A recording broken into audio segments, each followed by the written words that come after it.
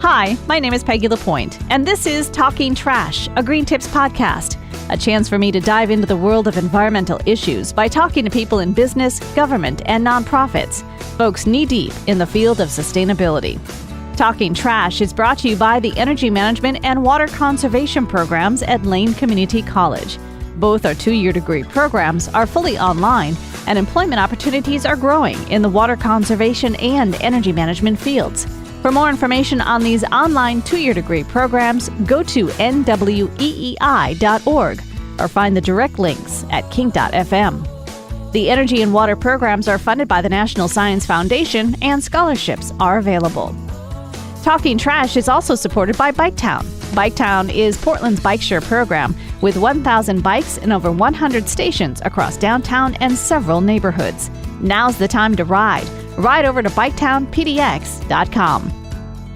Welcome to Talking Trash. Episode 13 features Tom Szaky, CEO and founder of TerraCycle, the company that's about to launch Loop. Loop is a zero-waste delivery system for food and other household items and starts in New York next month. So let's talk about Loop and tell me a little bit about this project, this initiative, this business that you're launching in a couple of months. So Loop came out of TerraCycle. It's actually formerly a division of TerraCycle. And for anyone who doesn't know, TerraCycle's been around for 15 years in 21 countries around the world on a mission to eliminate the idea of waste by doing really two main things. Helping to recycle those things that are not easy to recycle, from dirty diapers and cigarette butts to chewing gum and toothbrushes, as well as integrating waste back into consumer products, like ocean plastic being turned into the Head & Shoulders bottle, and many other such examples. And I mention this because, as a recycling company, we reflected on, is recycling the solution to eliminate the idea of waste? And we realized that recycling is critically important and has to happen and has to grow, but it's not going to solve waste at the root cause. Right. Because it's really dealing with waste at a symptom level, not at the reason it exists level. And so 3 years ago, we went on an exploration of, well, why does garbage exist? And we landed on disposability, or using something once. And then, if it is disposability is the root cause of waste, then what are the virtues of disposability? Why do people vote for it with their money multiple times a day? And the answer there came to be because it's crazy convenient and incredibly affordable. And so the thesis for Loop was, how do we solve for disposability while maintaining its affordability and convenience? And the unlocking principle, what really allowed this all to work, was questioning the idea of ownership. So what I mean by that is, today when you go to a store and you buy chip bags or a cup of coffee or whatever it may be, you're buying the chips, but you're also buying the packaging that those chips come in. And then at the end, you don't really even want it, just like the coffee. You buy a cup of coffee, you buy the coffee and also the cup. But I'd say the moment that coffee cup is empty, you don't really want the coffee cup. In fact, it's a problem. So why should one own it? And I mention this because by owning these packages as consumers, they become a cost to the manufacturer, and their goal then is just to make it cheaper, and cheaper, which actually makes packaging progressively less recyclable. Yep. So in this long-winded way, the idea of Loop is basically to say the manufacturer will always own their package. It will never become property of the consumer. That allows the package to become ultra-durable, beautifully designed, and reusable, while maintaining the convenience and affordability that disposability brings. It's sort of like rebooting the milkman in a modern way. And you bring up so many different things here that are key. One of them, I've got 2 kids, and I try to instill in them, when you buy something, you own it for life.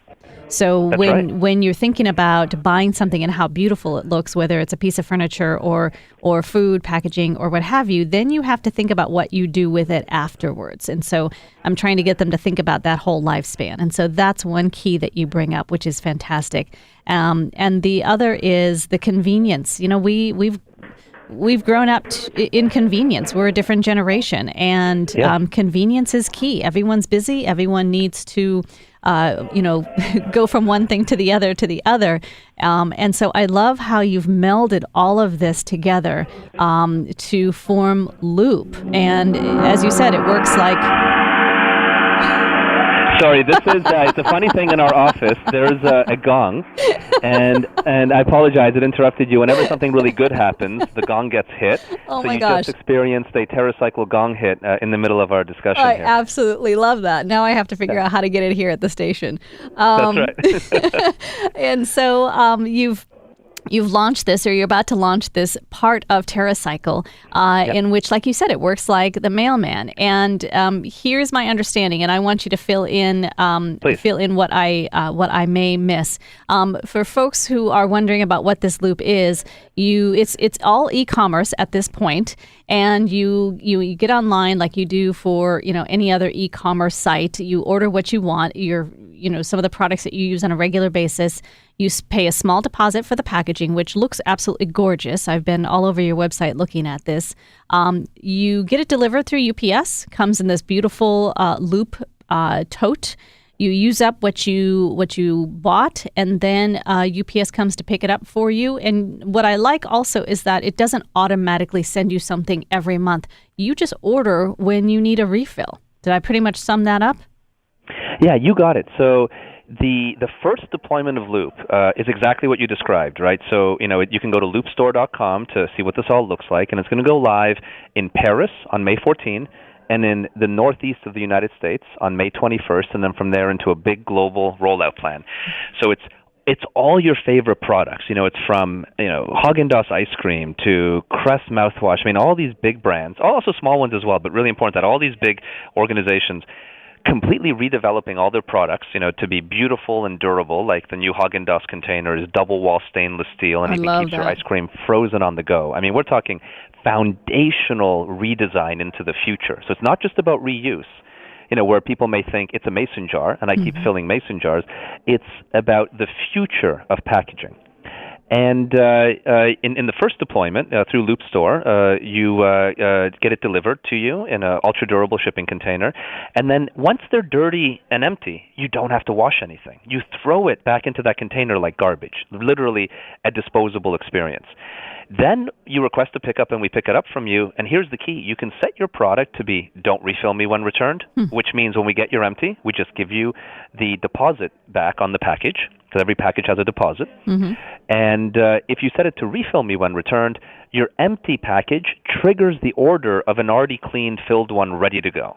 So you could set certain products that you just always want in your home to be auto-fill, so whenever we get your empty, a new one ships out. So it's not a box every month, it's sort of a shipment when you need it. That would be Haagen-Dazs for me. There you go. Well, absolutely go for it. And what's really fun, too, by the way, is manufacturers are using Loop to think about the future. So Haagen-Dazs, for example, which today their range is 10% non-dairy, in Loop is going 40% non-dairy. Interesting. So isn't it interesting how or Tide, for example, laundry detergent, is going with their plant-based laundry detergent as the variant for Loop, not what is the number one seller today, which is the more typical variant. Right. Well, so that is interesting. And one thing I took note of, and I wrote this down, is you specifically targeted companies that were featured on Greenpeace's list of worst plastic polluters. There's a lot of social media going out where people are taking a photo of something they see on the beach or on the streets, just kind of littering all over. And you specifically went to them because they know it's a problem. Well, absolutely. They have very high awareness because they're on the list. And out of Greenpeace's top 10, we have 9 of those companies are partnered with Loop today, and the last one is in conversation. So we may even be 10 out of 10. For us, it's not just that they have high awareness, but by changing them, we're addressing the majority of products. Today, 80% of products are made by just a handful of companies, and why not be working with all those companies? Now, important to note, Loop is not just for Nestle and P&G and Unilever. It's for even little, startups, and we have some amazing companies involved that are under $1 million in sales, and some even pre-revenue. So it can work for everyone. That's what I'm excited about. Yeah, no, for sure. And like those products, getting out there in this way from the very beginning sets up, the right approach.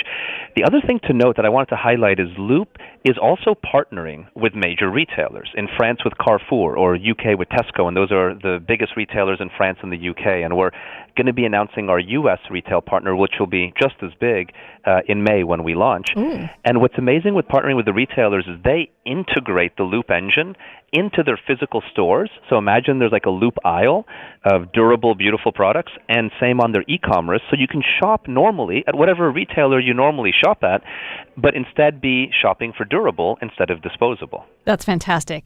I want to talk about the development of these containers, because this was not an easy process to develop these containers that are durable, that will hold the product. I mean, you've got a challenge with ice cream and some other things that will last for 100 uses and that are also attractive. That's right. It was a beast. I mean, one is convincing the companies Right. to be able to do this. Because it's not just the fee to Loop to like work with them. It's somewhere around high six figures, low seven figures to go through the process with the people time involved and the overall investment. And beyond all the heavy lifting and hard work that is beyond behind the scenes, because sort of the visible part of the iceberg, if you will, the part everyone notices is the beautiful durable packaging. Mm-hmm. But the invisible part of the iceberg, which is way more work, is the associated supply chain to fill it and make it go around and do it at these incredible high quality standards. That part is no one's going to ever really appreciate the amount of work, and Right. it's gargantuan. Yeah. Now, what got the companies to say we want to do it and jump in, in a very big way, is that it's not just about sustainability. Now, mind you, it is a foundational sustainability solution, not just an incremental one, but it's also about the future of how products should be consumed. Many of these partners told us repeatedly that they can finally do the innovations they've always dreamed about, but can never implement because they're restricted with the incredible low price of disposable packaging. Mm-hmm. Yeah, and I was wondering about that as well, how you got these folks on board. It's much easier, I would imagine, even though they're huge companies, many of them, it's much easier to work with somebody else whose idea it is, and you've already thought through the process and considered it for many years, than for them to just launch it by themselves. It's scary to do that kind of thing, even as a big company. Well, this is the best part about really working with what we would call like a multi-stakeholder collaboration, is that everyone brings a lot to the table. So for example, with Loop, we developed a way to deliver to you frozen products without any disposable parts. And, if you've ever ordered, frozen items, they usually come wrapped in all sorts of disposable cooling technology, ice packs and all sorts of other things that keep the product cool. And this wasn't just developed with the folks at TerraCycle. This was developed with the people who run frozen supply chains at Nestle, who of course know things like ice cream and frozen lasagna, and also the R&D team at UPS. And it was those three teams that created this breakthrough where today in Loop you can get frozen products delivered to you with no disposable parts whatsoever. That's huge too, because I mentioned this before I started rolling, is that I also work at a hotline where people will often call and say, I get this meal delivery service, or I get, groceries delivered to me, and they've got styrofoam and they've got ice packs and they've got all of these things that they now have to figure out what to do with. And that is also a key element to this program, to this venture. Well, that's it. It's we want Loop to be as perfect as possible. Now we're, one of the areas we're going to be really focusing in on, after launch is how do we get the behind the scenes, the part no one ever notices, to also move in this direction. So, for example, that all the products are delivered to us in reusable pallets, that the boxes the products come in are also completely reusable and returnable, that all the back end also, goes into this philosophy, because one of the ironies is many times we may think we're living a waste-free or a reduced waste life, when the reality is that the way those products came delivered to us and how they were made could be tremendously wasteful. Yeah, exactly. Besides the development of these containers, what other challenges have you had as you're building up to this launch? It's one of the challenges in this is that, Loop can't do it on its own, right? We are not a product company and we're not the retailer, so we have to be working with product companies and retailers to make this all happen. And it's getting all these folks to move together in the same direction around really strict deadlines. I mean, to put it into perspective, everything that you see on Loop, if you go to the website today and see the hundreds of products that have been developed, I mean, it's quite epic what's occurred, has all happened in less than 2 years, which is incredibly fast. Yeah. And so because of that, we really, that's what we have to work on, is get everyone to align and move at a very fast pace towards this, deadline. And frankly, one of the reasons we launched Loop at the World Economic Forum just a month ago was because that created an immovable launch date. Like, we're launching at Davos. There's going to be this big press conference with, the CEOs of Procter, Pepsi, even the head of Greenpeace. And that's when it's launching. And having that line in the sand really helped get everyone aligned and together. And, now the next line in the sand is May 14. It goes live in Paris. And May 21st, live in the United States. Were any of these companies already starting to think along these lines before you approached them? Like, think about reusable packaging and such? It's such a good question. Here's how I would answer that, is that they all have agreed that disposability is not the future. I think that's what I could say everyone agrees with entirely. They have all looked at reusable packaging, of course, because it's out there, but they all felt like there weren't systems today to enable reusable packaging to work in the way their consumers wanted it to work, which is highly convenient and affordable. Right. And I think what made everyone get very excited is when Loop came around, it was like, this is the system we need to make this all happen. Yeah, and I think that's also a key, is that there are lots of people, consumers and businesses, who want this sort of model, but putting the structure in place is just, I'm telling somebody who knows, is incredibly complicated. Yeah. I saw something else that you were quoted about, and which also I love, is that you envision a reuse bin alongside a recycling, yard debris, and garbage bin someday. I do, and this is the fun part. So if we take a step back, TerraCycle has been in countries around the world. Large garbage companies have bought into our company. Waste Connections in Canada, the largest garbage company in Canada, recently bought 25% of our Canadian company. Or Suez, largest garbage company in Europe, bought a third of TerraCycle Europe. And why that's really interesting is because as the volume picks up, so at the beginning, it's going to be e-com, right? So a driver will pick up the waste from you. Then it's going to go in-store, where you can drop it off in a store. There's no reason you then later couldn't drop it off at a public location, like a school or a church. I mean, TerraCycle today, in our waste business, we have over 1 million public locations around the world collecting things like chip bags and dirty diapers.